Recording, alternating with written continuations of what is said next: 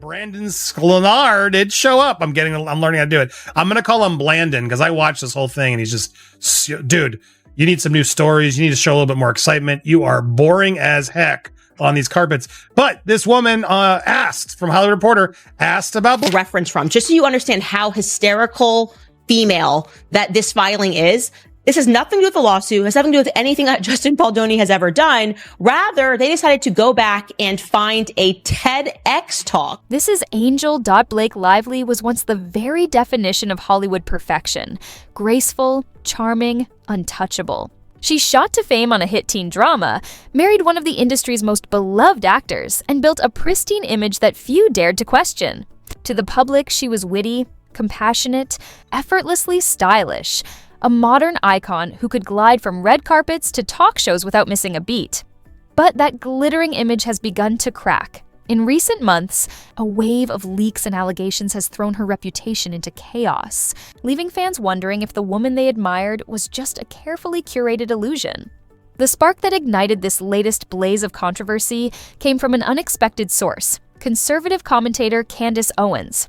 Known for her unapologetic takes and love of chaos, Owens claimed to possess a victims list naming those who had allegedly been mistreated or betrayed by Blake Lively herself. Almost overnight, whispers about Blake's behavior behind the scenes turned into a full-blown reckoning, one that threatens to rewrite everything people thought. They knew about Hollywood's golden girl. Had Blake been quietly climbing her way to the top by stepping over the very people who helped her get there? Or was this entire scandal just another messy attempt to smear her name? The question split Hollywood down the middle. Candace Owens, of course, wasn't exactly known for her neutrality, but even so, the mere mention of a victims list was enough to send the internet into meltdown. Rumors that had long simmered in the shadows suddenly erupted into a digital wildfire, with every old clip, interview, and behind-the-scenes photo now being re-examined under a microscope. But the Owens leak, as explosive as it sounded, turned out to be only the beginning. Within days, new allegations started surfacing. An assistant director came forward, claiming Blake had her removed from a major film set after a minor disagreement. An intern recalled a chilling encounter that nearly ended her career, and old interviews resurfaced. Moments where Blake herself seemed to brag, half-jokingly, about sabotaging a Gossip Girl co-star. Piece by piece, the flawless image she'd spent over a decade perfecting began to crumble. What once looked like effortless grace now felt like the performance of a lifetime. And the world was finally seeing the cracks. Justin Baldoni in this lawsuit with Blake Lively, because I think she's horrible and she's made up this whole thing because she tried to steal his movie. But he is the most overly feminized man I've had to endure in recent history. Everything he says is self-flagellating over the fact that he's a man. But he's, to me, is sort of the embodiment of what happens when you totally emasculate a man. And then she continued, she took that stiletto and stuck it in his heart when he was down there self-flagellating, being so sorry for anything having to do with his testosterone. And as if the rumors weren't enough, a lawsuit began circling It Ends With Us, the very film that paired Blake Lively with Justin Baldoni. Suddenly the stakes were higher than ever. In Hollywood, the bigger the star, the bigger the headlines, and the bigger the potential fall.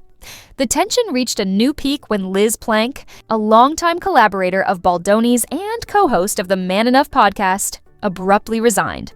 At first, it seemed like a bold gesture of solidarity with Blake, a quiet protest against the man she believed had wronged her. Rumors spread that Plank was disillusioned after learning about Blake's accusations of on-set harassment and misconduct involving Baldoni. But soon, a darker theory emerged. Whispers suggested that Plank's exit hadn't been a purely moral decision at all. That someone, somewhere, had applied serious pressure behind the scenes. As one insider put it didn't feel like a choice. It felt like a warning. Rumors began swirling that Liz Plank's sudden departure from Man Enough might not have been her idea at all. Some sources claimed the move was the result of what insiders called love bombing, a carefully orchestrated charm offensive that may have come straight from Blake and Ryan's camp. Could Ryan Reynolds, Hollywood's self-proclaimed prankster with a PR mind sharper than most, have quietly played a role in coaxing Plank away from the show? The theory alone was enough to send gossip outlets into overdrive. Without Baldoni's side of the story, speculation filled the silence. And every new whisper only added another layer to an already tangled saga. Plank. known for her unapologetic feminism and vocal advocacy for women's rights, had long branded herself as a champion for accountability. So when she abruptly left Baldoni's podcast right after Blake's formal complaints surfaced, many wondered, was this a principled stand or a premature move made under influence? Critics online questioned whether Plank had acted too quickly, or worse, had been nudged toward the decision by powerful figures with something to gain. The possibility that Blake and Ryan were quietly engineering alliances behind the scenes only deepened suspicions that the entire fiasco was being stage-managed. Not for justice, but for sympathy, and yet, even this was just the beginning. Before the dust from Plank's departure could settle, an even bigger revelation was about to drop. Before the dust could even settle, eagle-eyed fans began unearthing old footage of Blake herself, candid moments where she openly admitted to a habit of taking over creative projects. She'd sign on as an actor, then gradually push for script rewrites, increased creative input, and sometimes even uncredited producer roles. On its own, that might sound like ambition, the mark of a driven artist who wants to shape her work. But as the clips resurfaced, a deeper question began to take shape. Was Blake a visionary force breathing new life into every project she touched? Or a domineering presence who overstepped her bounds, seizing control from collaborators too intimidated to push back? Soon, more unsettling claims began to circulate. Crew members, assistants, and former co-stars painted a picture of a star who thrived on tension, someone whose perfectionism occasionally veered into bullying. Anonymous accounts described instances of behind-the-scenes drama that jeopardized productions, and others accused her of manipulating creative direction to maintain control. The most disturbing part wasn't any single accusation. It was the sheer volume of them. The stories seemed to span her entire career, from television to major studio films. One particularly telling rumor involved the set of A Simple Favor, where an assistant director allegedly quit mid-production, claiming that Blake's endless demands had made the environment unbearable. According to posts later scrubbed from social media, the AD described the experience as a masterclass in walking on eggshells. Beautiful. Chaos until it wasn't. The post went on to clarify that working with Henry Golding and Anna Kendrick had been a dream. But interactions with Blake were so strained that the assistant director, ultimately, walked away from the job entirely. Soon after, longtime critics of Blake began drawing parallels to earlier projects, most notably the sisterhood of the Traveling Pants. Behind the film's wholesome image of female friendship, insiders claimed that similar tensions had quietly brewed on set. While not every co-star has spoken publicly, whispers of friction have lingered for years, painting a picture of a young actress already learning how to command control and how to get her way. The parties have publicized and litigated Ms. Lively's claims in the media. We are surprised to now learn how vehemently she wants to prevent the public from accessing material and relevant evidence. In a new amended complaint in the ongoing legal battle, Lively's legal team saying the experiences of Ms. Lively and others were documented at the time they occurred starting in May of 2023. Going on to write, Mr. Baldoni acknowledged the complaints in writing at the time. The mere suggestion that multiple sets had been touched by the same unsettling energy made people stop and wonder, could all these critics really be wrong? Or was there a clear pattern forming beneath the surface? In several of her own interviews, Blake had all but admitted it. She'd always wanted more from a project than what she was officially hired to do. She loved rewriting dialogue, reshaping character arcs, even influencing how scenes were shot. On paper, that kind of creative hunger sounds admirable, but only when it's built on collaboration, not quiet domination. The trouble starts when an actor bypasses the director or sidelines the writers entirely. And that, according to insiders, was exactly what had begun happening on It Ends With Us. Rumor has it, Ryan Reynolds himself contributed script rewrites on Blake's behalf, revisions that allegedly made their way into the final shooting script without official credit. That revelation sent ripples through the industry.